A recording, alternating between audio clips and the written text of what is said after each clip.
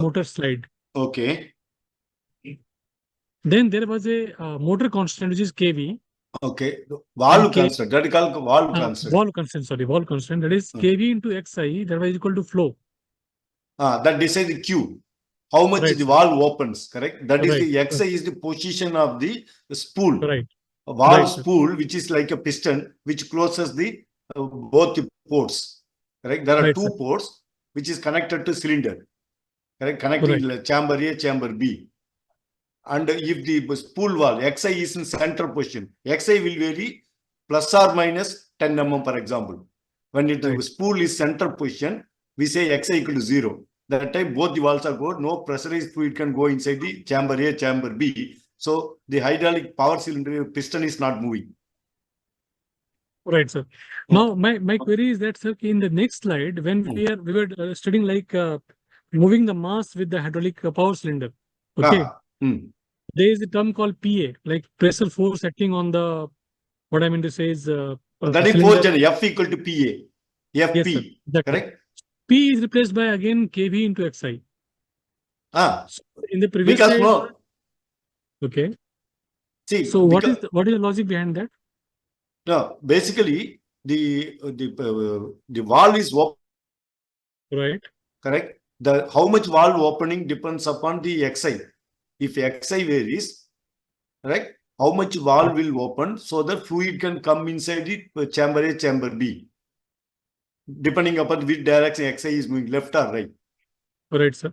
Correct. So that means the amount of flow comes and the pressure, correct? Fluid pressure, inlet pressure, going to decide the force, pressure multiplied by area of the piston, power cylinder piston is going to be the force. Correct? Right. So, so if I open the valve only, the fluid will come, the pressure is applied. Right, sir. But kV is having the, like, if we multiply it, dimensionally is not matching. Basically, what I mean to say is, in the previous slide was like kV was wall constant, and the unit was meter square per second. Now here, if we meter square per second. Meter per second, that is volume, Q. Exactly, sir. So if you multiply it by xi, it will become meter cube per second, which is exactly matching the flow. There's no issue in that sense. Like when, but correct, when we go to PA equation, there we have written like kV into xi into A. Now kV is basically meter per second, meter square per second.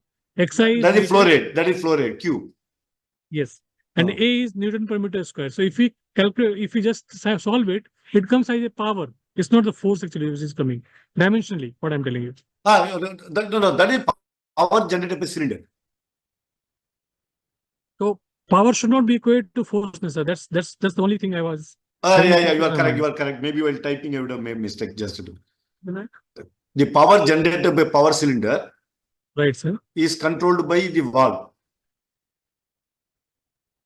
Okay. Okay, flow rate, which in turn controls the Q, that is Q, which in turn is going to control the power generated by the power cylinder. Okay. And the force is proportional to pressure, but here we are not changing pressure.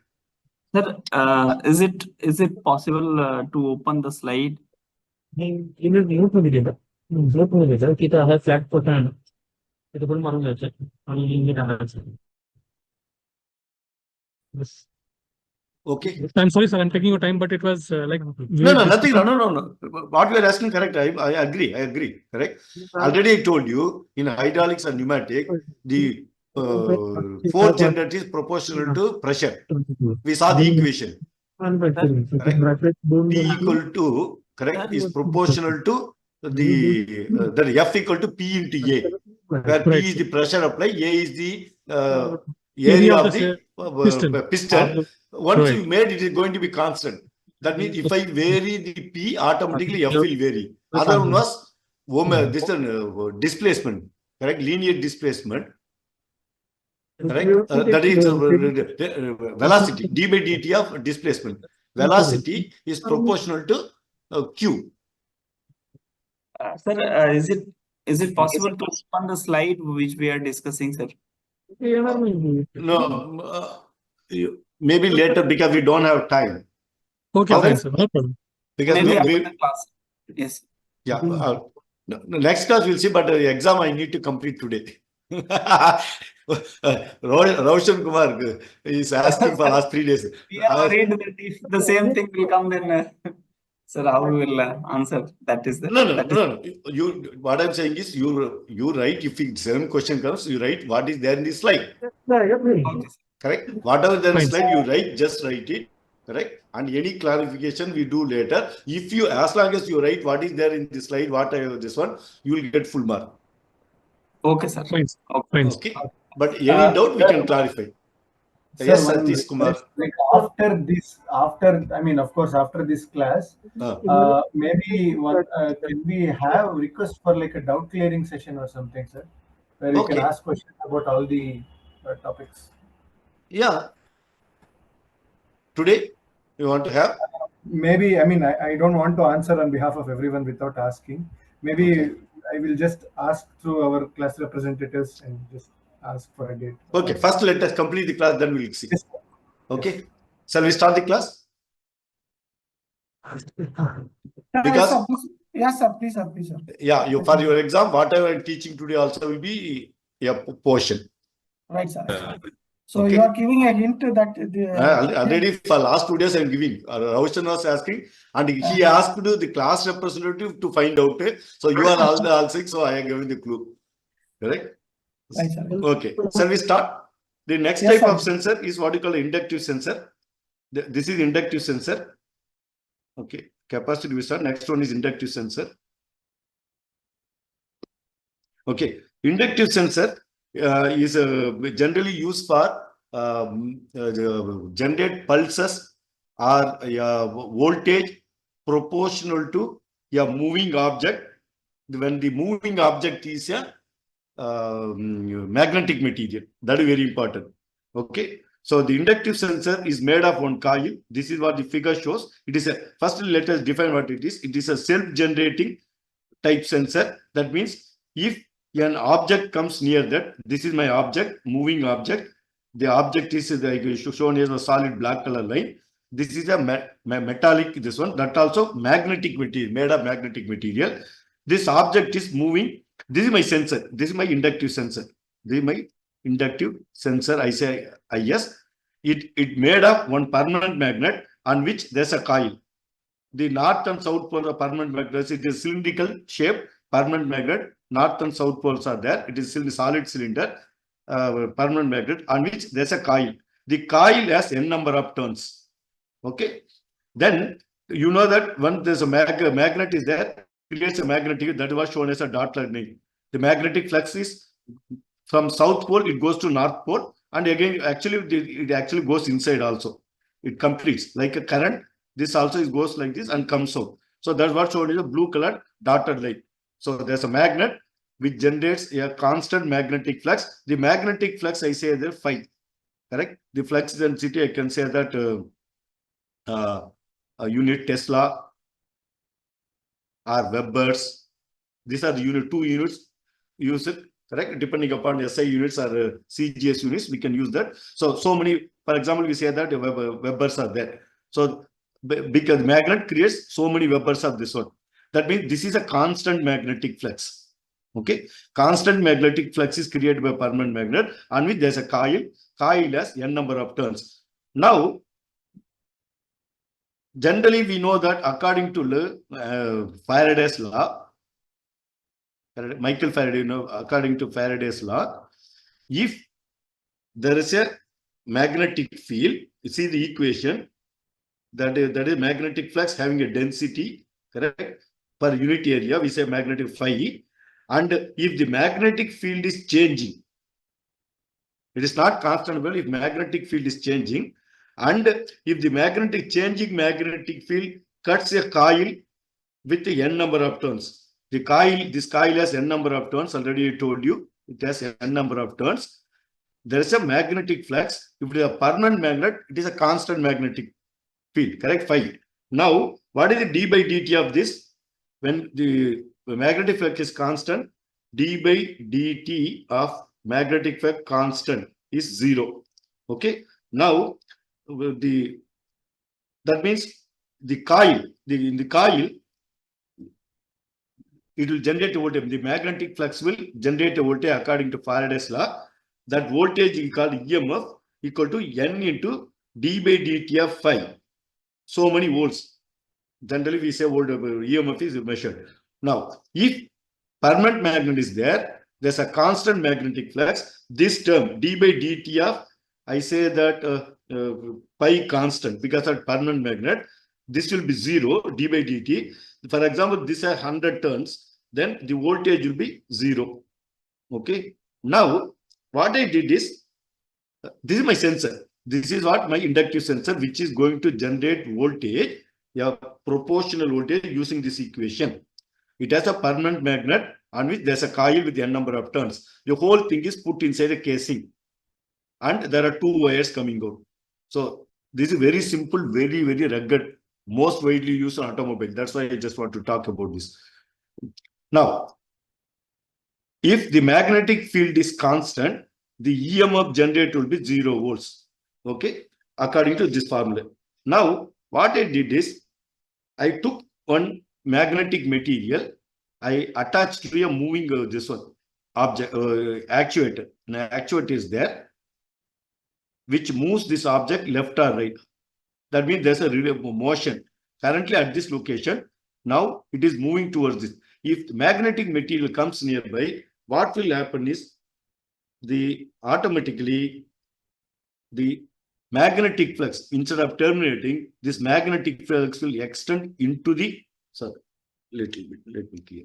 So this magnetic flux, instead of terminating North Pole, this will extend little bit into this magnetic material, then come into this, right? So it will come like this.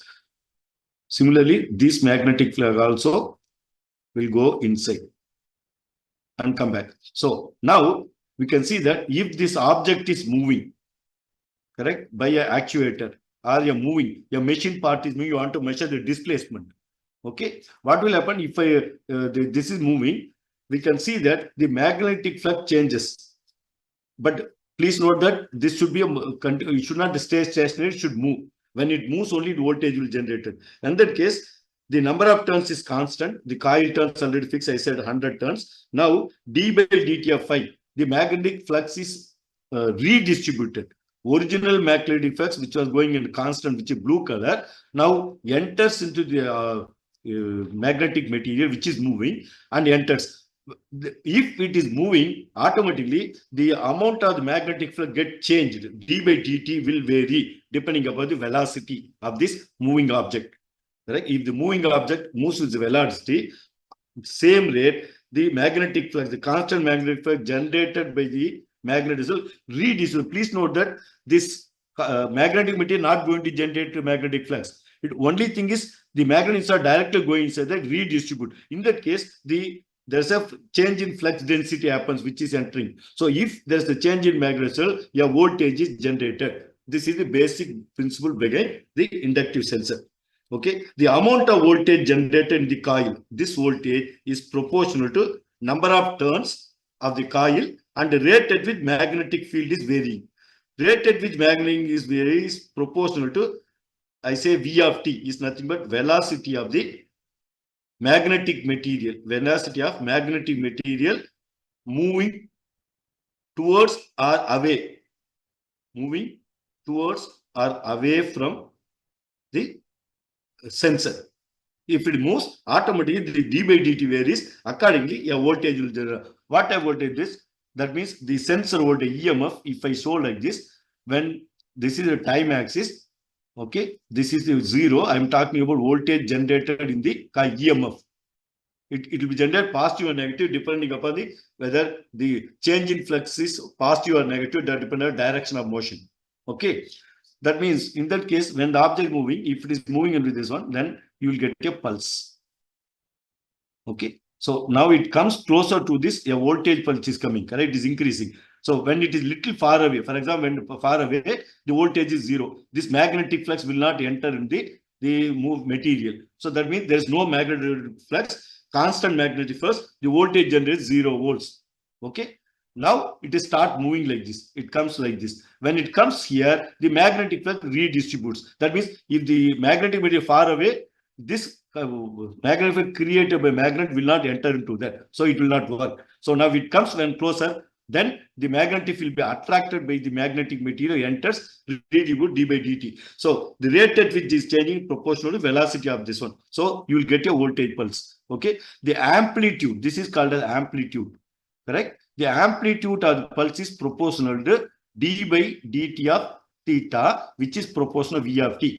If this object is moving faster, correct, 1 meter per second, if it is moving, correct, in that case, for example, it generates this value, say 100 millivolts. Okay, when it comes near and it goes back. Let me clear it. Okay, let me show it very clearly. Here, the object was no movement.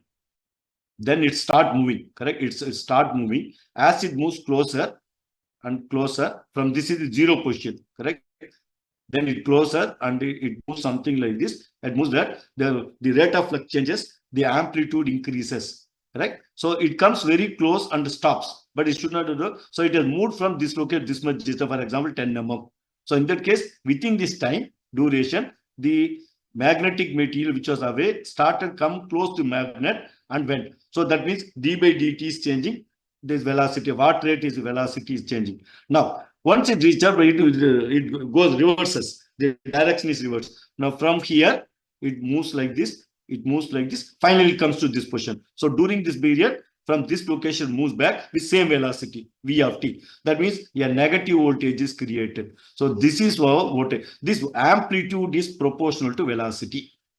That is the Faraday's law. That is the principle by which this sensor is working. Now, what I do, I attach the magnetic material to a moving object, correct? It can be rotating or linear motion. Then there will be a change in linear velocity or angular velocity. For example, I have this inductive sensor. It is like this. Okay, this is the north and south pole, and the magnetic flux are going like this. I have my engine, correct? My engine with a gear, correct? We know that gear means there will be projections. This is like this. And now this is attached to my engine. If I attach the engine, we know that the projections is going to... Yeah, the projection will come near this. So the magnetic field, each time the gear tooth comes near, for example, you attach a gear to the engine. Correct? This is my engine. Engines have attached this, and if this is rotates, it has six tooths. Correct? Now we do that every time it comes, my sensor will generate one pulse like this, and again something, again next pulse. In a rotation, we have 6 times 6 tooths are coming. You will get 6 pulses. Correct? If you count these pulses, correct? If the engine is running at, say, for example, 1000 RPM. Engine shaft. That means each rotation 6 pulses. How many pulses? 6,000 pulses it will generate within 1 minute. So correct. So I divide by 6. 6,000 pulses are created. Divide by 6. I'll get 1000 RPM. Because number of pulses divided by this one give the sensor output. So this is how the magnetic inductive sensor works. Okay. The relative motion between coil, conductor, and magnetic field should happen. There are 2 things. One thing is, if the magnetic flux is constant, if I move the coil, correct? I can move the coil itself. Move the coil, and if magnetic flux is there, still there is a change in magnetic flux. The number of coil turn is same, but I'm moving the coil, but magnetic over the magnetic field. In both the cases, you will get a voltage. But many times, inductive sensor, yeah, there's a permanent magnet on which there's a coil. The whole thing is put inside a enclosure. Only thing, the enclosure should be non-magnetic material. It should be made of non-magnetic. Then only the magnetic flux will come and go. And when the moving object comes. So if I attach my this one to the engine, gear, and I put my sensor near that, it will generate pulses. I count number of pulses happening within a minute. Then I can divide it by number of tooth projected the gear, which is attached to my engine. Then I can find the engine speed. So this is mainly used for engine speed, most widely used for wheel speed sensor. engine speed sensor, engine RPM sensor, wheel speed, ABS, wheel speed sensor, all those things they use because this is highly rugged, because there's a permanent magnet and with the coil, whole thing enclosed, and because magnetic field is not disturbed by or magnetic properties not changed by dust, water, all those things. In wheels, in a vehicle, wheel speed sensor will be attached near the wheel. Mud, your vehicle may go inside water, correct? Right now, various is mud, all those things. Even mud is stick to the sensor, still the magnetic field will come and go. Correct? So it is not disturbed too much. So the sensor will work. That's why it is used for. But there it is a disc, no, sir. It's a disc, right? It's like a disc which has alternating magnetic fields or something attached, and that will keep rotating. So that is used to generate the pulses.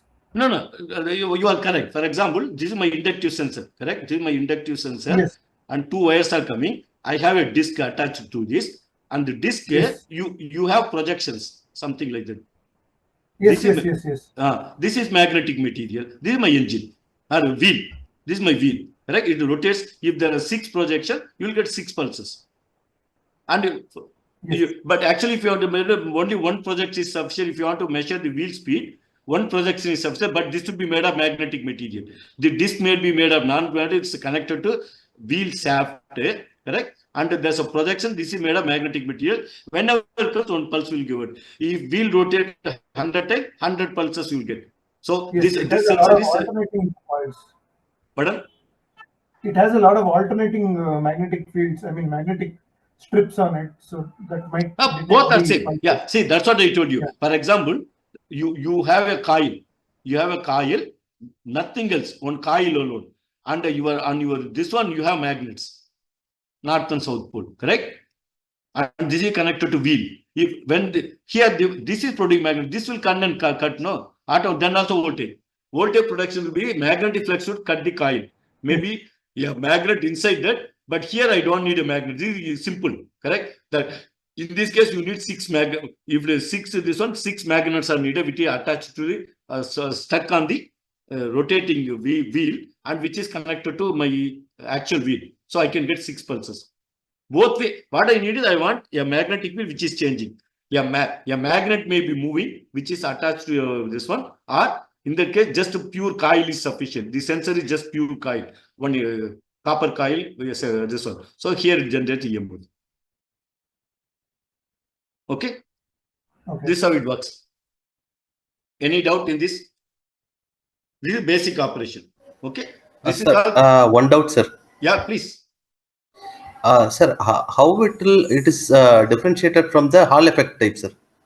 Hall effects, we are going to talk about it later. Hall effects, right? In the Hall effect sensor, you have this one semiconductor material bar. Okay. Here you have magnet, no magnet or which a coil is there. In Hall effect sensor, no coil, no coil is nothing. Instead, I have a semiconductor material. I have a semiconductor material, yes, bar. I mean, say this is thickness. It has some width, it has some height, it has some thickness D, right?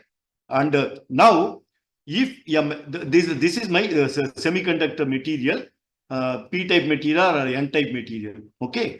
It has some seizure. Now, if I bring a magnet, for example, north and south, that means it has a magnetic field, right? If I move this towards my sensor, this is kept constant. There are 2 things, same as this only. The semiconductor bar on which I attach it to 1 minute. We'll come back to that later, maybe. But since you are asked, I'll complete today. Okay.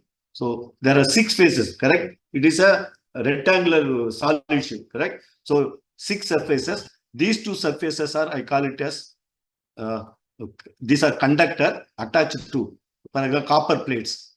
These 2 surfaces, this is output V0. Okay. Then I have a magnet which produces magnetic field. Okay. The magnetic fields are going like this. It is a permanent magnet. Okay. Then I supply a voltage, in fact, a current between these 2 surfaces, bottom and this one. In that I supply a current I. correct? I supply a current, constant current I. This as a magnetic flux phi, and that's how I have this attached. Now, if I supply a constant current, for example, 10 milliamps current from a current source between these two top and bottom surface through some conducting material which is fixed on the top and bottom surfaces. Another two conductors plates are there, which is red color. I attach the side, correct? This is the front and this is back. This is my output. Then I put a magnet and the magnet is moving. Correct? If magnet comes and closer, what will happen? This magnetic field go inside my semiconductor material. If it goes, then I say the VH. VH is called Hall voltage equal to BI divided by D. If VI divided by D into some constant. Okay? Sorry, pi I. Okay, the voltage generated by the Hall effects and VH equal to the magnetic field strength. Correct? As it comes closer, more magnetic fields will cut the sensor, the semiconductor bar. And this is the current flowing through this one. You are supplying current I divided by the thickness of this material. I told you this is thickness. Multiplication constant. So many millivolts or volts will be generated. Again, it will give you a pulse. This is called a Hall effect sensor. Hall effect sensor, semiconductor material, which is a sensor. In the inductive sensor, you have a magnet and with a coil or core, not a magnet, but magnetic core. Magnetic core is not a magnet, ferrous or nickel, and with there's a coil, but I am bringing a magnet near that. Correct? If I move the magnet near this, I will change d by dt. Okay, you got it? Yes, sir. Yes, thanks. Anyway, we are going to discuss about the Hall effect sensor separately. In this sensor, we are going to talk about it. Okay. Thanks. Now, Thanks. now that we saw, yes, please. Sir, I have a question here, like on the inductive transducer. I understand that because of the moving object, like EMF is generated. But there is change in flux. Yes, yeah, agree, sir, agree. So I understand that like it can be used for measuring the engine speed and where the components can be very closer. But I just want to know like how much should be the distance like we can measure of the moving object? Like that depends upon the magnetic flux density phi. Because this magnet should go on to interact with this item now, correct? Magnet moving item. If the strength is weak, if the permanent magnetic field, that is magnetic field strength pi is very less, it cannot. So how much distance this away? That depends upon this magnetic field strength. The permanent magnet inside your this one. Or in case of your other people said no, I have your core. Yeah, just magnet. It's not a magnet, on which there's a coil with n number of turns. This is my sensor EMF. The whole thing is put inside this. Then I have a disc. On the disc, I have attached a magnet. Not one or two, correct? This is this, which is attached to rotating engine. You want to measure speed. So this field strength pi, this flux should come and hit the coil. If you are far away, distant too much, it won't. That depends upon this magnet strength pi. Okay, sir. Yeah, sure. Agree, sir. Yeah. Thank you, sir. If the magnetic field doesn't come in contact with weak magnetic fields, the magnet will be very close. It will not cut the fluxes. Coil not get the flux should cut the coil. Sufficient field that strength should be there. If it is too low, then the gap becomes smaller and smaller, very close. That depends upon the magnet strength, what you are selecting. Sure, sir. Sure. Thanks for the clarification. Suppose your engine, you are doing something in your lab, you want to create, you decide what is the strength of the magnetic. Higher the magnetic field, more distance can be away. The sensor can be distant between the sensor and the magnet can be far away. Okay. Next one. Thank you. Next one is what we are going to see is what you called as linear voltage differential transformer. Correct. The one word is missing. It is called linear differential transformer. It is a sensor. It is a displacement sensor. Linear voltage differential transformer. Note down. Short form is LVDT. While typing, I think I missed that. Linear voltage differential transformer, which can be used for displacement. Okay, we are going to see that. For that only, we will let us start with the inductive sensor. Already we know, we talked about this. And we know that the amount of voltage generated in this equation, we say N. Actually, the correct equation is this voltage generated or EMF generated. Correct? EMF only we generate will say voltage. Even if you take a EMF generated, unit is what is proportional to L into d phi by dt. Okay. Where L is proportional number of coil. Correct? So the number of coil turns decide the L, where L is called as inductance. Note down. L is called as inductance. Inductance is proportional to number of turns. So that means automatically I can replace with N itself. Okay, it is L into d by dt of phi is the voltage generated in this if the magnetic field is changing. That is basic law of the inductive sensor. Now, as I told in the previous slide, what we are seeing, I have a coil. It has n number of turns. It has n number of turns, and I call it inductance. This is simple. Inductance is proportional to this equation. Okay, L equal to inductance of the coil is proportional n into phi into I. Okay, where is the number of turns? N. Yeah, N is number of turns. Phi is the flux density produced by the this one. You know that if it is take a coil, you supply a voltage to the coil V, then there will be a current flow I. That current flow is proportional to V equal to I by R. R is the coil resistance. So due to that, there's a current flowing. Now, if current flows, automatically a magnetic field is created. Also Ampere theorem. Correct? Ampere law you have studied in school physics. If there's a voltage supplied to a conducting wire, the current flowing, amount of current flowing depends upon Ohm's law. I, correct? I equal to V by R. Sorry, here I made a mistake. V by R. That is called Ohm's law. Once the current is there, then there's a magnetic field is created. Phi. That is proposed to Ampere law. Ampere is another scientist who invented when current flows, automatically there's a magnetic field is created. If magnetic field is created, that magnet cut this coil, so it generates a voltage. Okay, that voltage is proportional to this. Okay, that's a magnetic zero. Now, what we are trying to say is now the voltage. Instead of that, I have a permanent magnet inside this, and the magnet is moving up and down. A permanent magnet, which is not fixed, coil is fixed, magnet is moving. That means the magnetic flux d by dt of phi will happen.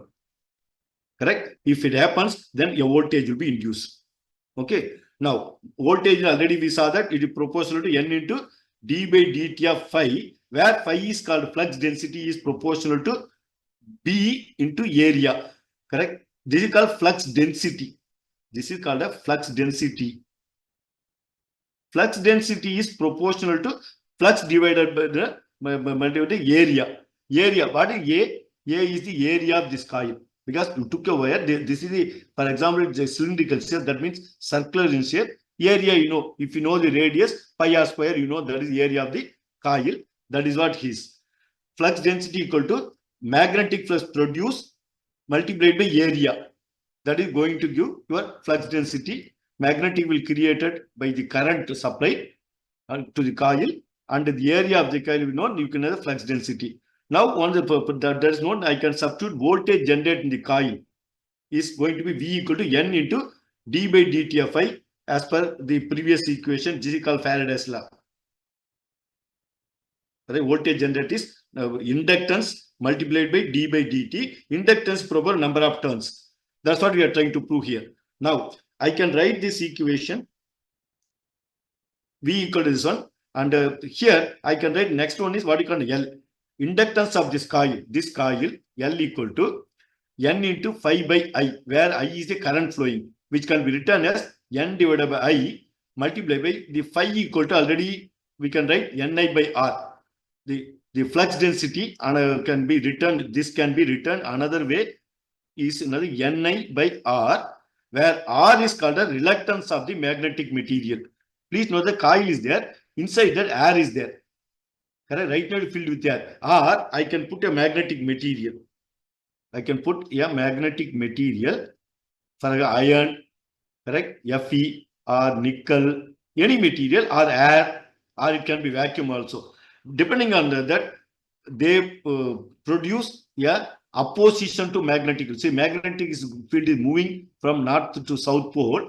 That enters in the magnet and comes, circuit is closed. But the flux cannot go freely. The material provides opposition force for the flux to move inside the material. That is called as magnetic reluctance. Correct? You know that current flow is opposed by resistance. Similarly, magnetic flux, if I have a magnetic material have cylindrical shape, and if magnet is brought near north and south pole, the magnetic flux will, because this is made of Fe or nickel something magnetic material, this flux will try to go inside this and come out, come back.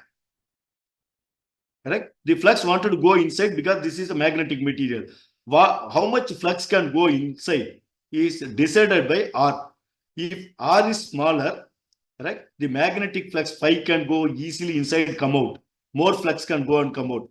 But if R is high, correct, that means magnetic reluctance, then the magnetic flux cannot go inside. Less number of magnetic flux will go. R is high, small. Low means more number of magnetic flux go. So that are magnetic flux similar to resistance. Opposition to magnetic flux inside the material is called as magnetic reluctance. That is given by L by A inside a coil. Correct? In this case, if you talk about coil, because coil as this one inductance is supported. Coil is supported by a core. The core material has some magnetic reluctance. That is given by L divided by mu into A, where A is the cross-sectional area of the coil, L is the length of the coil, and mu is called as permeability. It is called as permeability of the medium. Okay. Now, this permeability, correct? Note down, this is called permeability. In capacitor, called permittivity. Correct? Permittivity we call epsilon naught. Yesterday we saw. It is nothing but 8.85 into 10 power minus 12 farads per meter for free space. They call permittivity in case of capacitor. In case of inductance, we call permeability. We are talking about how much magnetic flux can penetrate inside the given material. That is represented by mu naught. Free space is given here. You can see the value. Mu naught of this free space permeability is 1.25663753 into 10 power minus 6. Okay, that is taken as 1. Okay, then if we talk about any material, each material has permeability. For example, nickel, we are talking about magnet, we are talking about ferrous material, correct? Or magnetic material. Nickel is a magnetic. It's again similar to E naught ER. We can say relative permeability, mu R. Mu R is called as relative permeability. That is given into mu naught is given as 1. This value is considered as 1, and the relative permeability can vary from anything greater than 0. Correct? It should be greater than 0. It can go up to infinity theoretically, but most of the time you can see the relative permeability is 600 for nickel. In case of iron, with 99.8% it is 5,000. If it is 99.95, it is 2 lakhs. Like that, different material has different relative permeability. Now, in this equation, when I say mu equal to mu naught multiplied by mu R. This is free space value that is known. If you multiply it by relative permeability, which is available, from that you can find out what is the permeability of this material. Multiply the nickel value, you can find out. Okay. So, based on this, we can say that the inductance, final equation, inductance of the coil, given coil inductance equal to N square, number of turns multiplied by mu, where mu is given as mu naught into mu R, multiplied by A divided by L. A is the cross-sectional area of the coil divided by length of the coil. Okay. So that can be written as N into the kind of N square into mu G, where G is called A by L. Is called geometric factor. That is cross-sectional area of the coil divided by length of the coil is called geometric factor G. So you can write like this. Suppose if the values are given, area of the coil is given, length of the coil is given, what is the core material? core material can be air, it can be filled with nickel material or iron with 98. If you vary, accordingly, the mu will vary according to this formula. We can find out. Then, if you substitute it, you can find the inductance. Now, once you know the inductance, we can substitute that here. Then you can find out what is voltage coming out. Correct? That you can find out. N into d by dt of phi. That's what. So now you know how the inductive sensor works, or how to compute the inductance if the coil parameter, length of the coil, cross section area, mu of the core material. I told you it can be vacuum, correct? Nothing is the coil, just coil. You are going in this free space. You go to 200, 300 kilometers. Come here, air is filled. Instead of that, I can put here iron, correct? A solid iron core, or I can put a nickel core. Any material it should be a magnetic material. According to this value alone will vary. Relative to mu r will vary. Multiply by mu naught, you can find a mu. Once you find mu, you can substitute in this equation. I can find the inductance. Once inductance is known, automatically known. But if inductance value is known, automatically you can find number of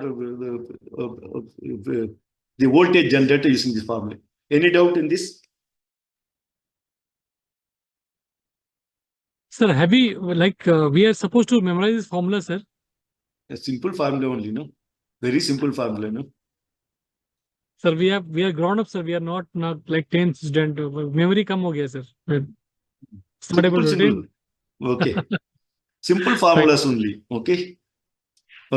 Now we are talking about single coil, which can be used as a sensor, correct? So for measuring speed, all those things, there are two ways.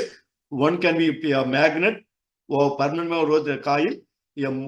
Then this become a sensor. The sensor will be fixed on your this one near the rotating or moving object. The moving object should contain one magnetic medium. If it comes closer, it will generate pulses. From the counting number of pulses, you can measure the speed or of the engine or rotating, or number of strokes, horizontal movement, number of strokes. Every time when it comes near, we generate a pulse. How many strokes? For example, robot is moving something, a plunger is moving, picking something moving, correct? In your conveyor belt system, picking something moving. How many counts it has done? You want to find out plunger move. Plunger movement can be each time when plunger comes and picks an item, then if you attach a non-magnetic material and on the plunger and keep the sensor nearby, whenever it comes, you can count number of items, or engine speed also, as I told, by attaching a gear, or wheel speed also.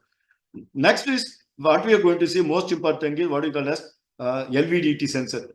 LVDT sensor, before understanding, I want to talk about this one. For example, it is for example, you have two coils, correct?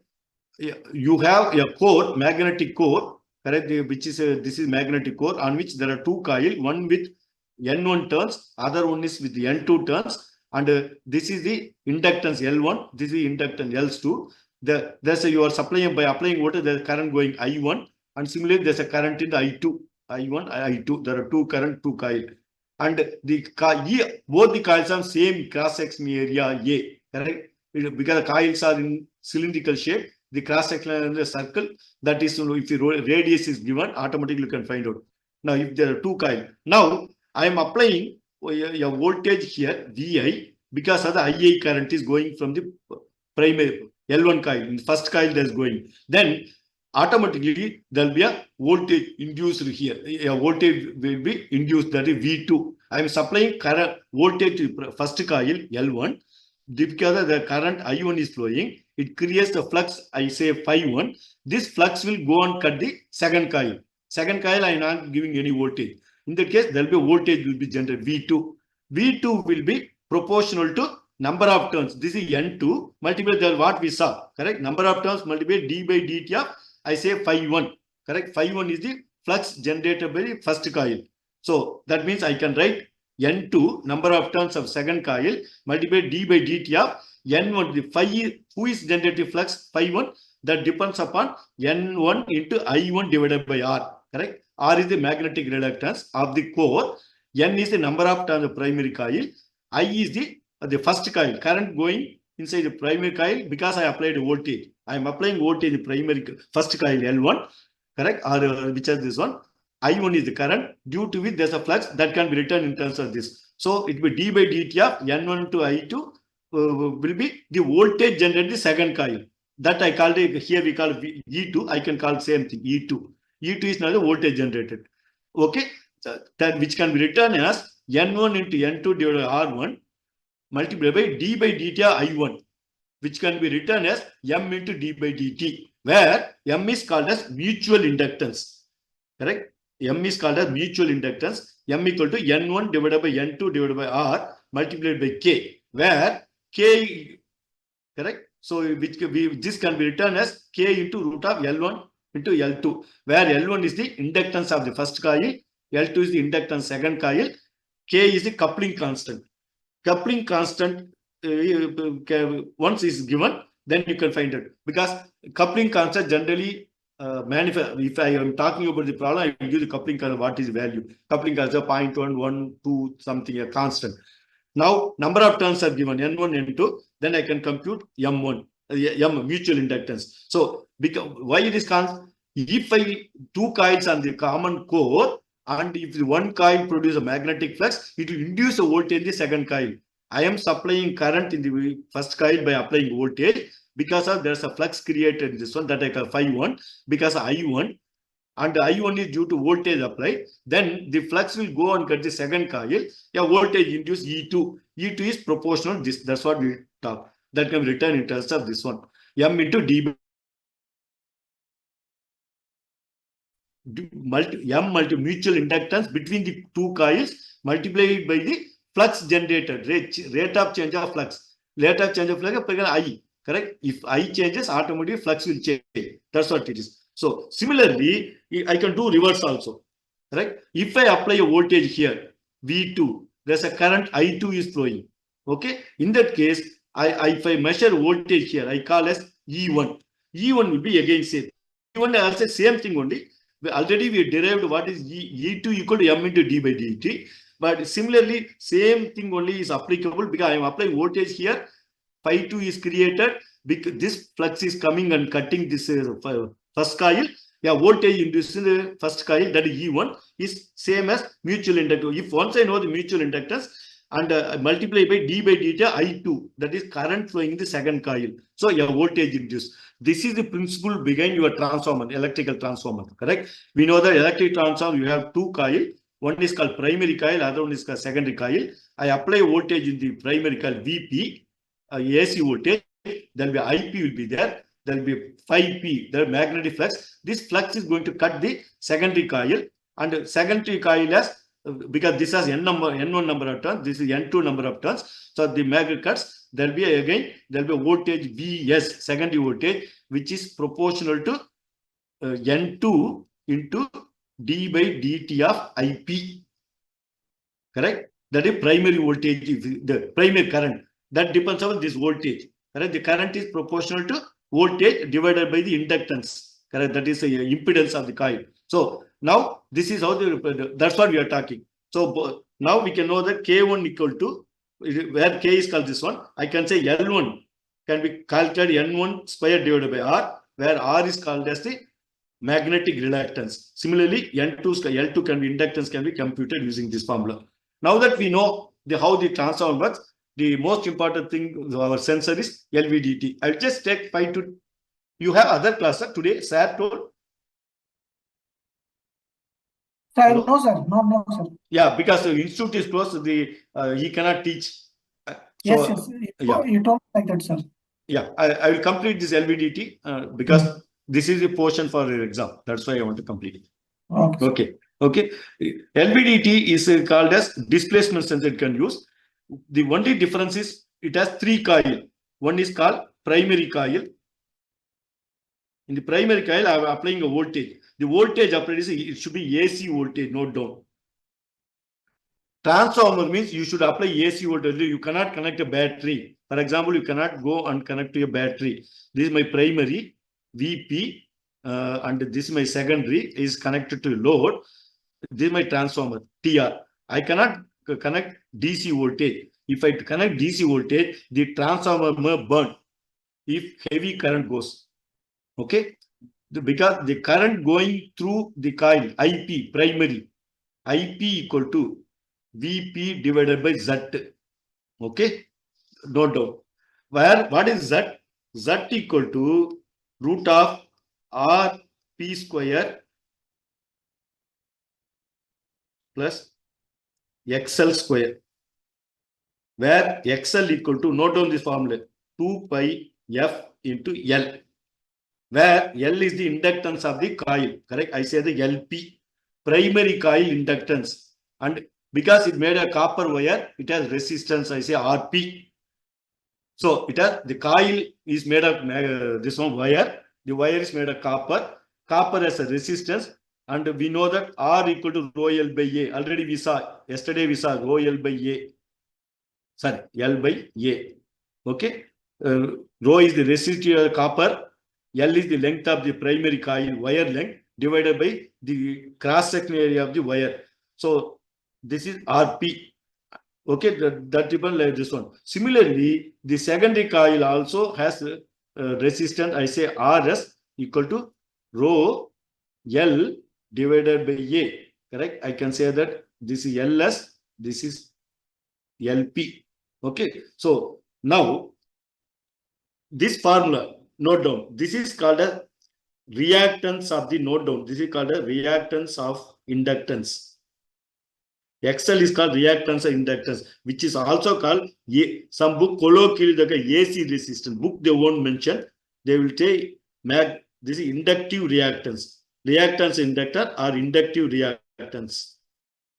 It is similar to resistance.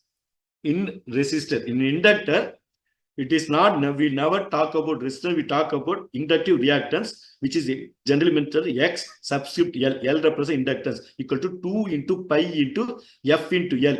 L is the inductance value. Coil, correct? Primary coil, yes, N for NP turns, correct? Multiply, already we saw, just now only we saw the equation, correct? Here, inductance value, how you will find out, we already saw here the equation. Correct? So, same thing we can apply.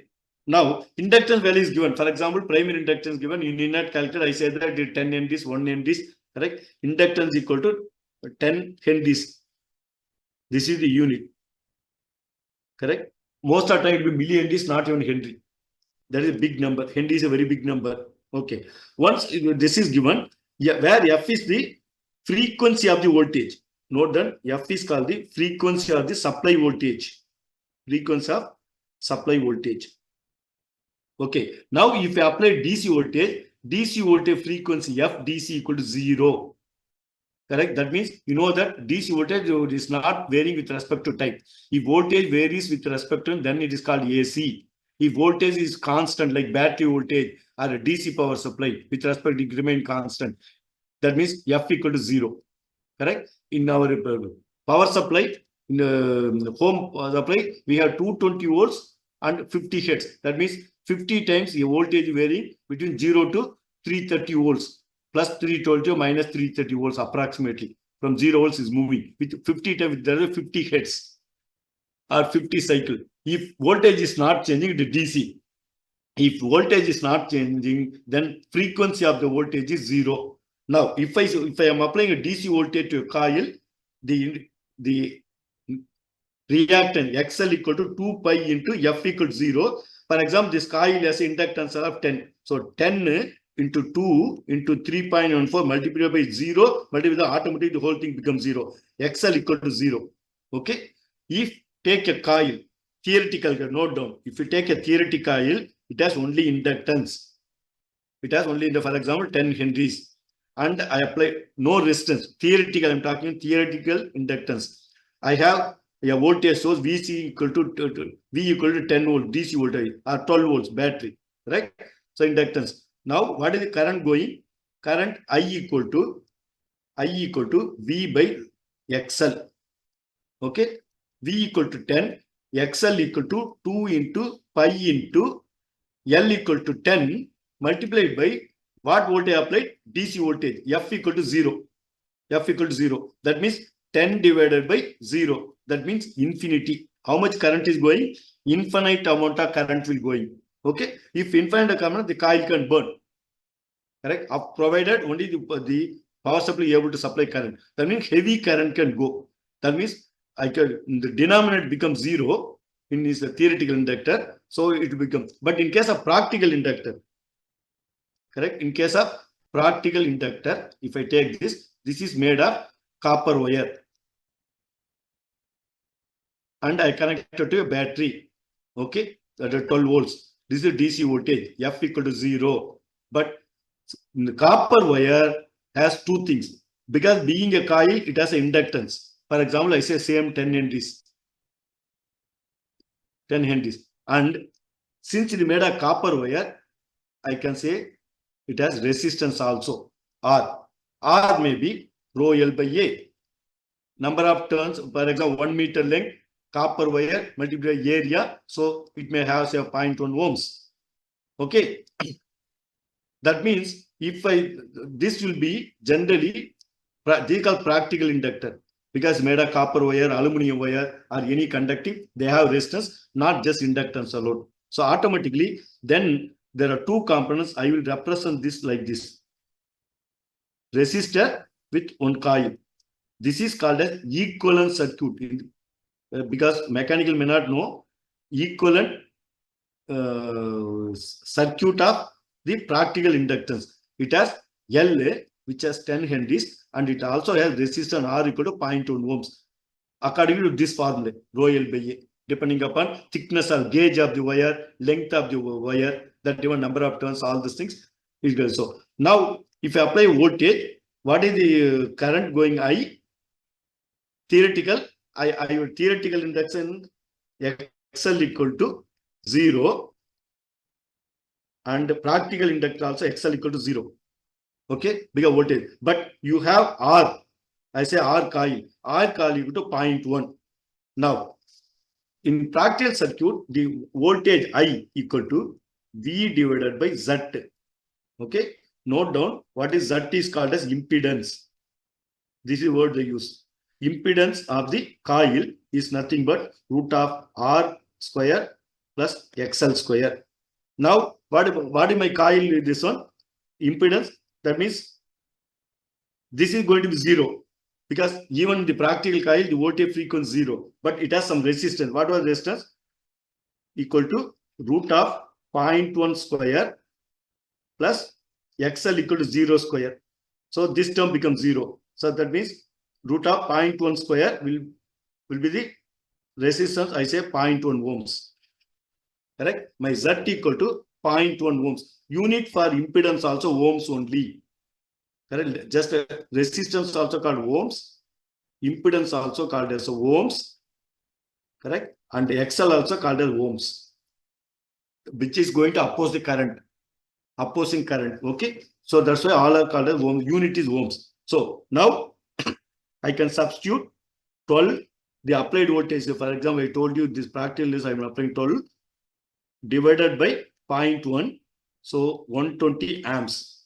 Correct? 120 amps current is going in my coil, provided this is able to supply 12 volts and also it is supplying 120 amps current. So if it is going, there will be a current flowing, means automatically some amount of voltage will be dropped across because this is going to XL is 0. That means no power is dissipated here, but resistance is there. The power dissipated, P in the coil equal to I square R.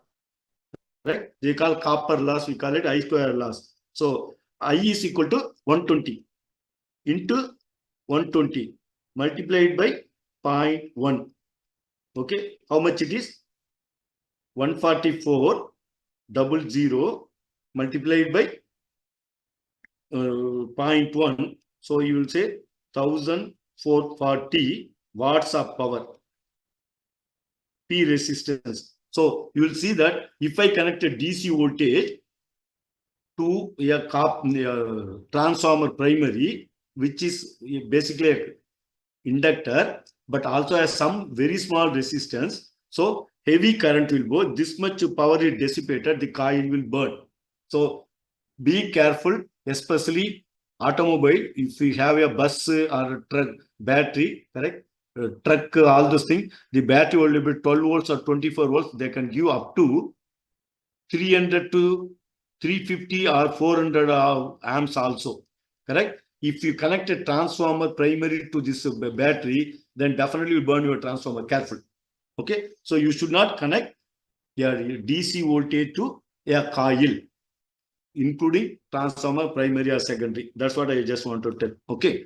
Now, the main difference between the conventional transformer is one primary coil, one secondary coil. Correct? One secondary coil, one primary. In the primary, you are supplying AC voltage. Second, you are connecting a load. Your voltage is generated. Before going further, I just want to learn in a transformer, we call what you call transformer ratio. Transformer ratio. Transformer can be computed N2 divided by N1. TR equal to N2 divided by N1, where N1 is number of primary turns. Primary coil number of turns. And N2 is number of secondary coil turns. One you can calculate the transformer ratio, TR. Now, this TR is related like this. You apply V1 voltage or VP equal to 100 volts, correct? And if my transformer TR is equal to 5, for example, I have N2 equal to 500 turns, N1 equal to 100 turns, automatically TR will be 5. Now, if I apply 100 volts to the primary, correct? VP equal to, V secondary equal to VP multiplied by TR. So automatically secondary voltage will be 500, 5 times more. So this is how the transformer amplifies the voltage. Correct? Now conventional transformer amplifies the voltage using this formula.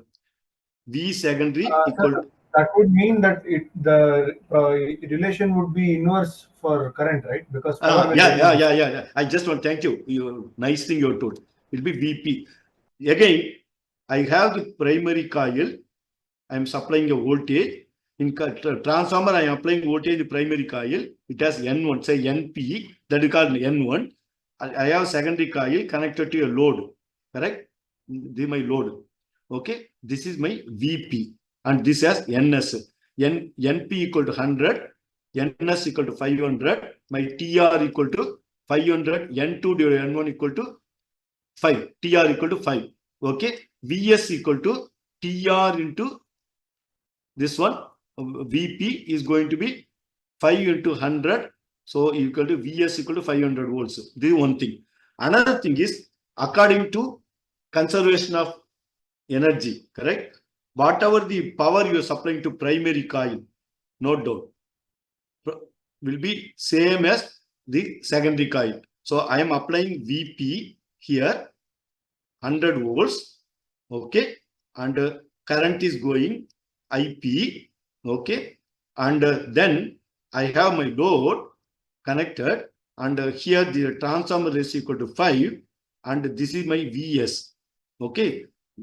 Now we know that VP into IP equal to VS into IS.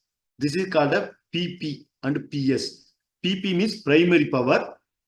PS means secondary power in the secondary circuit. That in the electrical circuit, voltage multiplied current equal to power. Correct? VP into IP is the primary power. Should be equal to, as our concern this one, VS into IS. This is called PS. Now, automatically, if this has to be maintained, I told you, for example, VP equal to 100 volts. Okay. And IP equal to, for example, 5 amps. Here 5 amps current is going when I applied 100 volts. Now I say that VS equal to 500 volts according to transformer, because transformer ratio already calculated. Now what is my IS? IS should be 1 divided by TR into IP. Note down. VP equal to, VS equal to VP into TR. IS equal to IP into 1 by TR. You are asked lightly. So this is the relationship.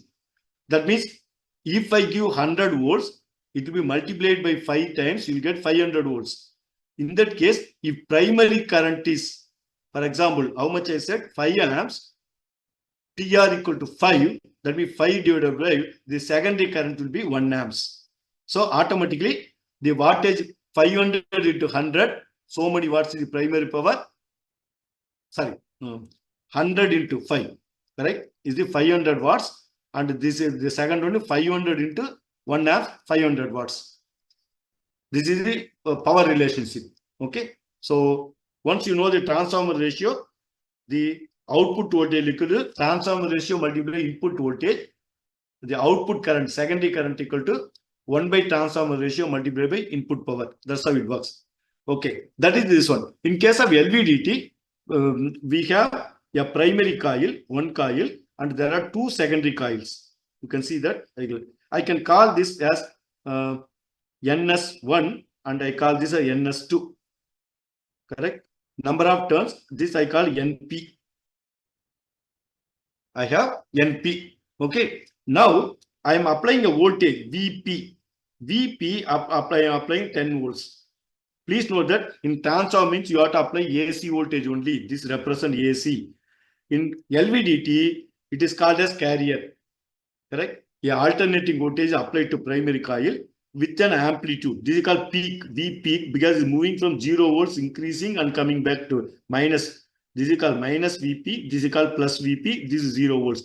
AC voltage moving with respect to 0 volt up and down. This is called as amplitude.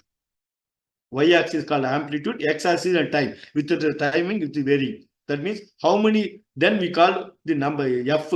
F equal to 1 by T, where T is called as cycle time. Note down. That is nothing but AC voltage goes to 0 to maximum, come back, minus voltage comes to, this is called as 1 cycle. This is called as 1 cycle. The time is called a T. This time is called a T. X-axis T. That is called a capital T. Cycle time. Once you know cycle time, you can find the frequency of this. F equal to 1 by T. So, for example, the cycle time is 20 millisecond. Correct? T equal to 20 millisecond. That means 20 into 10 power minus 3. Correct? Is the seconds. Now, F equal to 1 divided by 20 into 10 power 3 minus 3. So, it's 1000 divided by 20 is 50. So, F equal to 50 hertz. Cycles per second, they call CP by second, they call it, or 50 hertz. Correct? Cycle per second or 50 hertz. Hertz is number of cycle per second. This is unit. Once you, this is our AC. This 50 comes in case of our AC voltage 220 over 50 hertz means the cycle, one cycle time is 20 milliseconds. Or F is given 50, T can be calculated. 1 by 50 is the so many seconds. I can get will become 20 milliseconds. Okay. Similar to that, in the LVDT also, you have to supply a carrier voltage. This is called carrier voltage having some amplitude. Please note that the peak value will be plus or minus 10 volts, plus or minus 5 volts. This is what you don't give 100 volt, 200 because this is sensor. If you give higher voltage, you will get a shock. So you never apply high voltage. In the LVDT amplifier, there are 3 coils. Generally 5 volts or 10 volts peak to peak. Okay, that is applied. Once it is applied, there's a current goes inside this. Yeah, magnetic 5P is created. That magnetic flux will be going like this. Okay, now we know that in transformer we have a core. Normal transformer, generally we represent core something like this. Transformer will be represented. There's a primary coil. You apply a VP. Current IP is going. There's a 5P is created. Magnetic flux are created. That magnetic flux will be connecting this both sides. Okay, like this. Then I have a secondary coil. Where I put my secondary coil here. Okay, this is VS. It has NS. This has NP. And we know that transformer ratio equal to NS divided by NP, number of turns in this one. So for example, already we said this is 5. That means if I apply some voltage, I will get TR multiplied by VP. That's what the voltage generated. Similar to that, here I have, inside here we have only 2 coil, normal transformer. The core, this is the core which is fixed. Nothing in transformer, no part is moving. Please note that the core is made of magnetic lamination on which primary, secondary coils are wound. And if you supply voltage to primary coil, secondary voltage is this what normal transformer. Okay. In case of LVDT, only difference is it has a 2 secondary coil. I say that NS1 and NS2, and you have NP. Okay. I say that my NP equal to 100. NS1 equal to 100. NS2 also 100. Generally, it will be like this. So there are 2 transformers. That means between these 2, I have 1 transformer. I can say T1. Between the primary coil and secondary coil, there's 1 more coil 2. That means LVDT consider 2 transformer. That is first thing. Okay. How it created only 1 primary, but there are 2 secondary coil. But the flux created primary will cut both the this one secondary coils. That means there will be 2 voltage will be generated.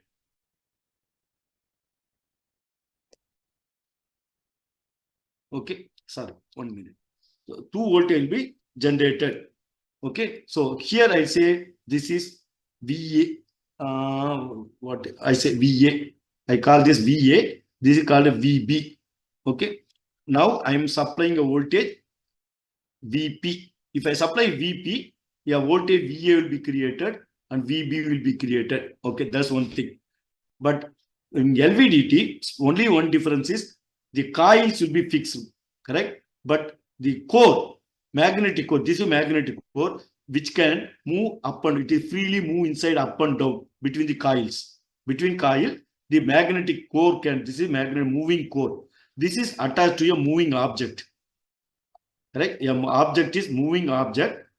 I wanted to measure how much this is displacement happens from center position. This is 0 mm plus side. Now, when object is not moving, please note that this is the stem, metal stem. This is moving core. It has a stem, long stem, rigid stem made of this one. That is physically attached to a moving object. This object is moving plus or minus. So 0 to 20 mm, for example, or even 200 mm also can move. Okay, it is moving between plus or minus 2 mm from center position. And now I want to measure how much movement is happening. What I do is I attach the moving object to the core of the LVDT. Now, normally the core will be in the center position so that if magnetic flux is created, the magnetic flux will be equally distributed between both the coil. Okay. Now, I told you the transform ratio TR1 equal to TR2 equal to 1. You take it, correct? That means this is NPE and NS1 and NS2. The TR1 equal to NS1 divided by NP. Both are equal number of turns. This is 100 turns. This is also 100 turns. This is also 100 turns. Correct? Automatically, this will be 100 divided by 100 equal to 1. TR1 equal to transformer ratio. First transformer is 1. Similarly, for second transform, TR2 equal to NS2 divided by NP is 100 divided by 100. So equal to 1. So TR2 also equal to 1. Now, if I up when the core is in center position, please note that when the core is in the center position, because this is center position, it is moving up and down. Correct? In that case, if I give 5 volts, correct, AC, here it generates, for example, 2.5 volts. Okay. Not 2.5. In that case, it should be with this one. TR1 equal to TR2 equal to 0.5. Then only it will generate. Okay. You keep it like the TR. That's how the number. This is 50 turns. This is 50 turns. This is 100 turns. Okay. Okay. You can create NP, NS1, and this one. Now, in that case, 2.5. Both are created 2.5 volts. Now, this voltage generated in the this LVDT what do you call it? This is amplitude modulated carrier, which is called as amplitude modulated carrier. Okay. Okay. Now, since this is generating 2.5 volts, this is generating 2.5 volts, these voltages are called will be something like this. This is 0 volts plus 2.5 volts minus 2.4. This is VA. Similarly, this voltage, okay, when core is in center but not moving. Similarly, same amount of voltage will be generated here. This is minus 2.5 volts. This is plus 2.4, 0 volts. This is my VB. This is my VA. Okay. When we supply 5 volts in the VP, again, that's what this. Okay. Now, if the core is moving, if core is made to move, if the core is made to move like this, sinusoidally, correct? The object is moving like the up and down in sinusoidal fashion. This is the core movement. Correct? I said it is attached to moving this one. For example, your piston movement. Think about your piston. Correct? Piston, what is the motion of piston? When piston goes from TDC to BDC, again BDC, that is going to sinusoidal because crank mechanism. So this is the piston movement. You wanted to measure the piston movement, how much displacement happens, for example. So this is piston. Correct? This is my piston. Piston is physically connected to the moving magnetic core of the LVDT. Correct? So if it moves, that means you are going to generate, this is moving plus from central portion of the piston. Correct? Not TDC to BD 200 mm stroke length. And when piston is central position, that is taken 0, it goes to plus 2 mm minus 100 mm for understanding purpose. So it is moving sinusoidally. Now, if you connect it to this, the output voltage generated when piston is not moving, the voltage generated will be here. It is 5 volts. You can see that this is plus 5 minus 5, but here it will be plus 2.5 in the when central position. If this is moving, what will happen? The voltage generated in the coil, the secondary coil, will be like this. That is called amplitude modulated. Okay, I will show that you will understand in another color. So this voltage, the peak of this voltage, correct? This is nothing but this. So the tip points we connect, that will be same as the input frequency. So this frequency is called carrier because this information of the piston movement, which is sinusoidal movement, is created by this carrier. Carrier is this one, the input signal, and you can see that this signal, we say that FC, carrier frequency, I say 1 kilohertz. That is 1000 hertz. Okay, my piston movement is 50 hertz. Piston, the engine is running 3000 RPM. So piston, this frequency F piston equal to 50 hertz. So this is going to 50 hertz. So the carrier frequency, which is 1000 kilohertz, whose amplitude is modulated, varied, correct? Depending upon the position of the core, that depends on the piston position.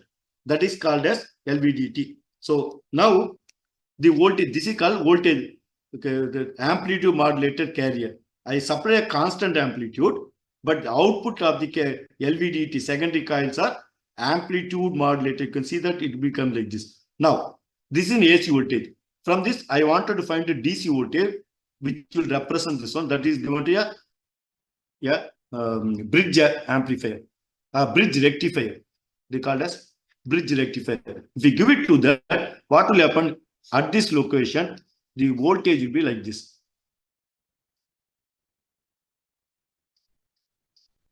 This negative half will be cut. This is alone will come. The top portion alone will come. I will use a different color. This, the top portion alone will, because big rectifier cuts and comes back. Okay. Now this voltage is given to one filter. This is called filter circuit. Capacitor use a filter. what it will do, it will connect this.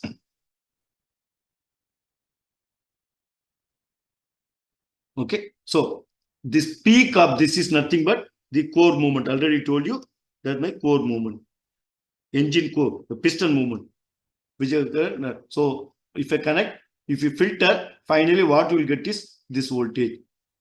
Okay, so that is for sinusoid motion. Instead that you move from center position, move like upward or downward. That means my core will move from here. Center, it has moved up a little bit. Okay, next it moves further.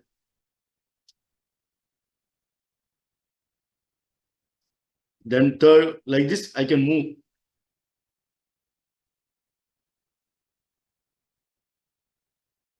Okay, so I move from the center position 1 mm, correct? Core, then 2 mm, 3 mm, 4 mm, 5 mm. Like this, if I move, what will happen?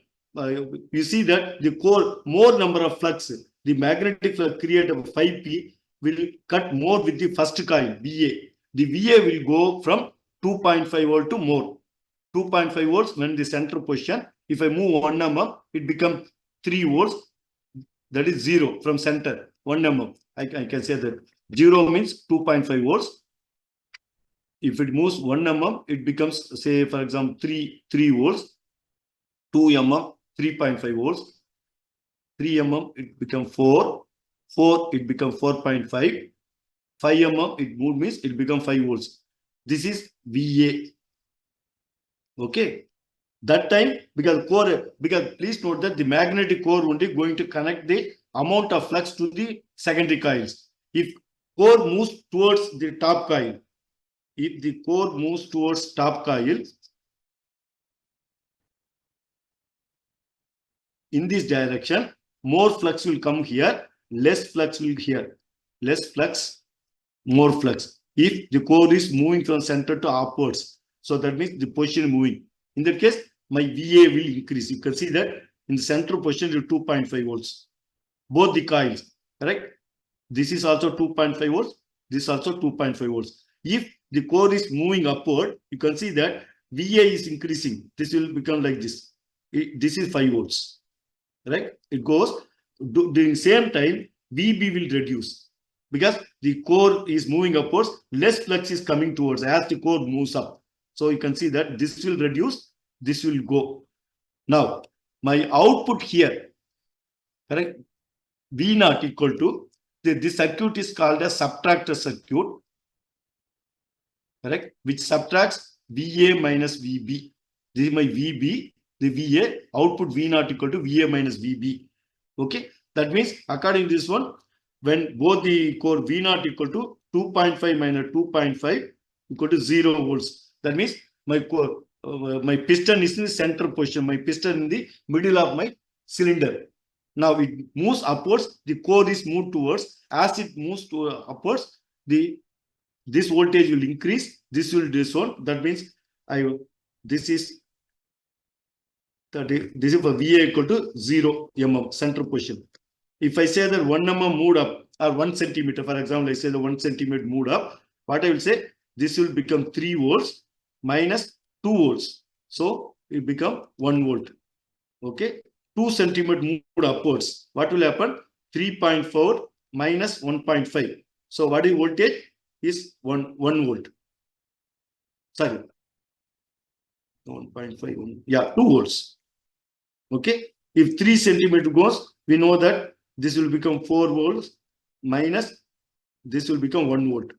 Like this, it moves. So you can see the resultant voltage. This is the LVDT output.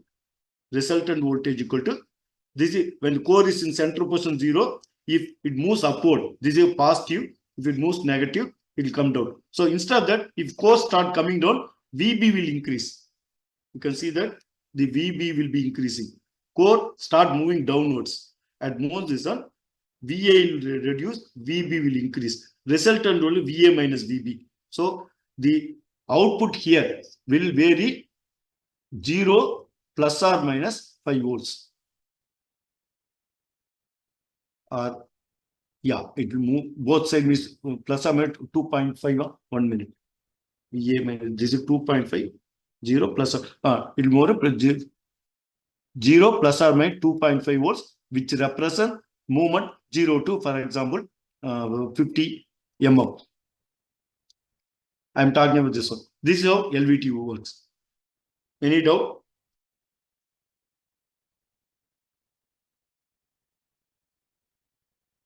Sir, Professor. Hello. Sir? Yes. Yeah, yes, please. Sir, normally LVDT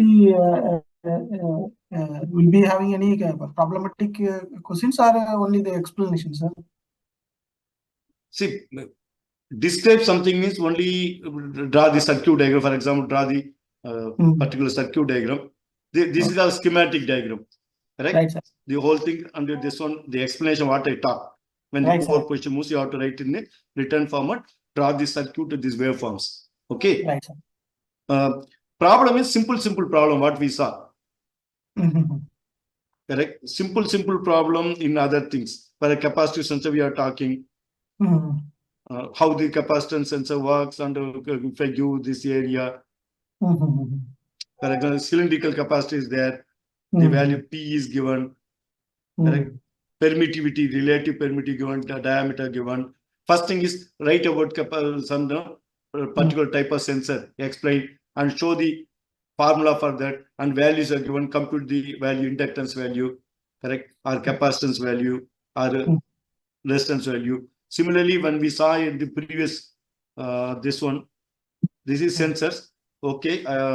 Other thing we saw about right over design. What is Mechatronics design? How it works. Then we saw especially the mechanical part. You can expect problem. Modeling mechanical system, spring mass damper system, finding the time constant, finding the damping ratio, finding this one, derive the equation. For example, spring mass damper system, derive the equation starting from the Newton's law, basic Newton's law, F of T equal to, like that we talk. Or we talked about hydraulic, this one, piston controlled by the valve, correct? There is a basic equation, and the values are given, compute something, time constant, damping ratio, damping constants, and write about what is my design, definitions, correct? Define, we talked about definition, something like that. So you have 90 minutes exam, 3 questions. Each question will have some subdivision. Generally, I don't give single because you do not lose mark.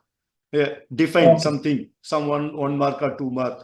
Then write with the schematic diagram, waveforms and graphs. You explain something, 3 marks. Correct? Some derive some basic derivation and the simple calculation, damping constant, something like that. Or derive the basic model, mathematical model of spring mass damper system or gear system. Correct? Gear driving, motor driving a gear, driving the load, we saw the derivations, or RLC circuit, or hydraulic actuator, that is the cylinder controlled by the valve, the derivations, and calculate the time constant, damping ratio, output. So those are simple. Only things what you have to remember is the derivations, the mathematical modeling part. You have to see all the, start with Newton's law, F of T equal, correct? Input force Ft equal to damping force plus this one. We basics are, then you write about the equations, take the Laplace transform, find the transfer function. Okay, sir. Okay. You have 3 or 4 derivations, correct? Right, sir. Correct, sir. Spring mass damper system, spring dampers, all are simple. But start with the Newton's law, write a time domain equation, convert to Laplace, then find the transfer function, then find this one. Correct? Spring mass damper system was there. Then we have the motor. Correct? Motor, you start with basic equation, write the final transfer function. Maybe inductance value, resistance value of the coil, armature coil, field coil, and also the J, inertia of the armature, the damping C is given. Finally, fill this, finally write the transfer function in terms of S, correct? Numerator, denominator in terms of S and this one constant. First, you have to derive the equation, correct? The motor equation. Then the values are given means you write the final transfer function in terms of numerator, denominator, the polynomial, which is in terms of S square plus all the something, S plus something will come. Okay. Then if you talk about time, find the time constant of the system, maybe RL circuit, RC circuit, or it is spin with damper. Correct? You talked about time constant, then damping ratio, derivation. So you have 4 or 5 derivations. The main thing you do, because other things are only explanation. Define, you draw the circuits and or the schematic. Okay, sir. Okay. Correct, sir. Okay. Anything else? So up to this is exam, it is 30 marks. There are 3 questions. Each will have 3 subdivision, 2 subdivision, or 4 subdivision. 2 mark, 4 marks. So that I don't want you to lose mark. Right? Even if you don't something, you can. My whole idea of my question paper for last 25 years, that are 22 years, I said like this only. Yeah, one question will have subdivisions. Even at least you define, you will get 1.5 mark, 2 marks. Some explain with schematic, whatever you remember, you write, you get some marks. If you know the problem, you get. I won't give single question 10 marks with a problem, big derivation. If you don't write properly, you lose all marks. I never do that. The course content is like that, no? We need no theoretical, some simple problem derivations should be known, showing the equation, graphs, all those things. Read the question. And one more thing also, read the question, answer according to question. For example, I say define, correct? I give you 2 marks. Define something. Some 2 definition or this, or I say 2 marks. 6 lines, correct? With defining some example, something. Sometimes students, what they know, 2 mark question, they write whatever they remember for 2 pages. Then they said there's no time. 5 mark question, I said that derive the model and find the time, all those things they not prepared. There they will be empty paper. The definition write for 2 pages. They said, sir, you are given 1.5 mark. What can I do? Correct? So read the question and give the appropriate answer and see how much mark, what is written. Start from the time domain to say Newton's law, correct? Write the Newton motion equation. From that, find the transfer function, find the calculates, and show the schematic of system. Something you have to do all those things. If you don't do that, but each step up. Another thing I want to tell you, already 2023 batch already you have done course. I give marks what you have written. I never give 0 mark. Sure, sir. Sure, sir. So why I'm asking, sir, say last exam we did not up to the mark. That is why we are. No. I see. I understand. That's why I'm saying the question is like that. Prepare well. You still, because I'm telling the exam is for last 1 month. Correct. Yeah, right, sir. We are not covered. Actually, I should have covered up to actuators and amplifiers. Normal class I will go by that midsum. I will cover a lot. Initially, you need to get to cope up with this course. That's why the only 3 chapters I have covered: introduction, modeling, mechanical, and sensor only half also. Correct. Another 2 or 3 classes are the remaining portion. But you can prepare well, do well. Right, but sir. preparation is very important. Without preparing, if you come, then you really will struggle. Sure, sir. Everybody started preparing from the last week onwards. So only thing we have some limited memory capacity. That is why Roshan is always asking the memory is the formula and all. Simple. No, this is not big formula. No, we are not asking derivation. For example, if I talk about control system, I was teaching control system, full course, separate course, control engine, control system, advanced control system. That everything Laplace, Fourier, derivation, lot of this one. Robotic also, kinematic dynamics will go, lot of derivation, 2 pages will come. Correct. For example, we will a dynamic model of this one. If I start deriving, it will come to 2 pages. Robotic course, correct? I know that it is very difficult for you have to write starting basic equation by the time, or path planning a robot. It will come 2 pages. A lot of constant you have to remember, and you have to step by step you have to derive. Final, this one you have to show. That is very difficult. But this is very simple. Maximum 4 or 5 steps only. No, sir. We will do, sir. We do our best. Don't worry. Try to. Yeah, please tell me. Something missed between something missed in the derivation and all, please consider for marks. No, That no. is what I told you. Yeah. Even derivation, some step you lose something. One small thing I want to become. Many of you may not know Tamil. Thiruvilayadal Tamil cinema பார்த்தவங்களுக்கு தெரிஞ்சிருக்கும் Tamil. Correct? Thiruvilayadal movie. Correct? The one poet will come and king will ask, I will give you a big reward, 1,000 gold coin. Whomever gives this one, correct? Yeah. If there are mistakes, the king is about to give the gold coin, 1,000 coin to this one, and somebody will object. A lot of mistakes in this poem. That time that the poet he says, reduce number of gold coin for the number of mistakes, remaining gold coin you will give. Like a light essence I am trying, correct? So even if you miss some steps, you will get some marks. What if you write, whatever, further you will get the mark. My interest is, see, you are, I know that I also come through a student, no? Correct? I see, when my BTech, I did 45 courses or 40 courses. All the courses I never got 90, 95. Correct? Some courses I got 70, 68 also, 1 or 2 courses. Many of the courses I got 85, 90. Correct? Few courses I got 65, 70 also. Nobody gets sent up. Nobody gets all the subject 95 and this. 1 or 2 subjects like this only. In this subject itself, some question you may not develop, but if you prepare, definitely you can get it. Sure, sir. Okay.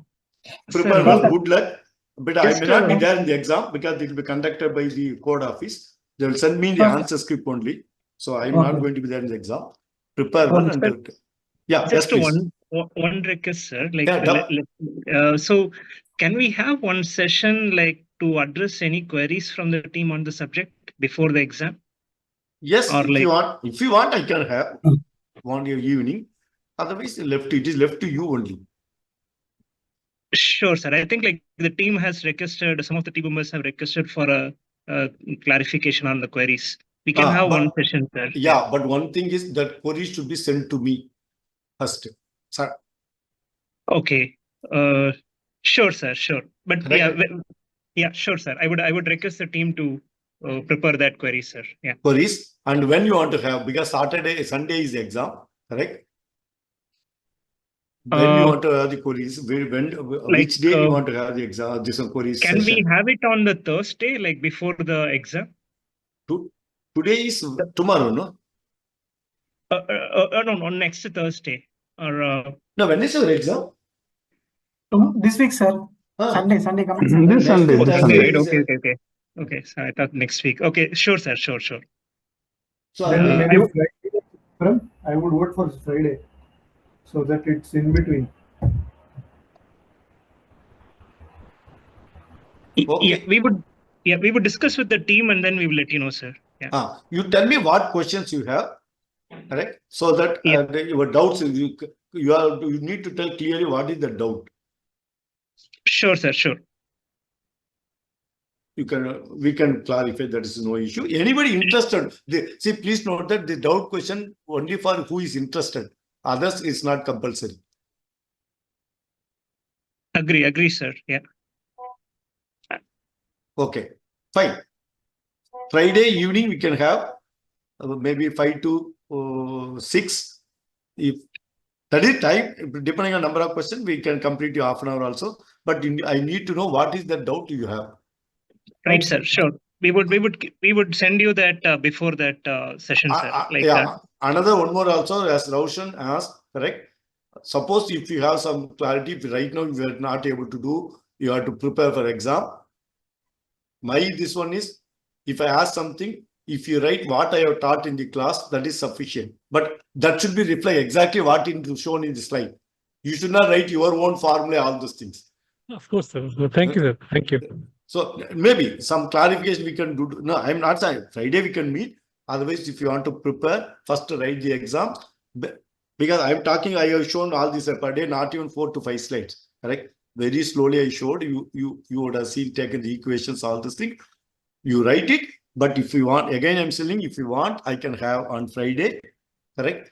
No, I want to prepare. Many of you, if you wanted to prepare for exam, first write the exam. Later, next week, Monday, something you want to ask questions, that time also we can get clarified. For exam purpose, this one is, it may be, there may be some typo mistake I told you, or Roshan also asked, correct? all those things. But you try to write what asked in this one. If your formula is the use this formula what I have given. There may be some, this one may be the unit doesn't match, this all this thing I understand. Maybe something will typo, we made a mistake. This is one way. Otherwise, Friday we can have 1 hour session. I can clarify if you have some question, but prior to that, you need to send the question to me by tomorrow itself. I need to see, I have to look what you are asking. Suppose I have to refer some book. This is additional. Your questions require additional information. I have to refer. So unless you send tomorrow, and that also I can look into the book, something or any other reference material to clarification. Friday you can. That's why I said Friday we can have clarification, provided you send the question, and also I need some time. Right?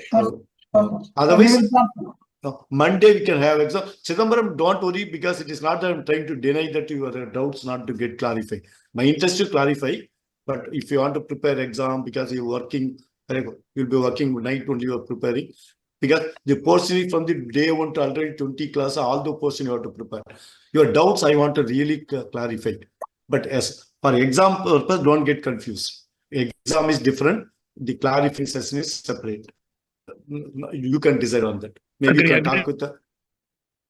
Yeah, agree. Yeah, sure, sir. Yeah, I would discuss with the team if we will send any queries by tomorrow if it is there. Otherwise, like if no queries are there, we can discuss like after Monday, like from Monday onwards, we can discuss. Yeah. Arunachalam, your batch also, if anything needed. Otherwise, we can meet on Monday. No problem, sir. No problem. If anything urgent, I will call you, sir. Okay, fine. Okay. One thing, please write the midsum very well.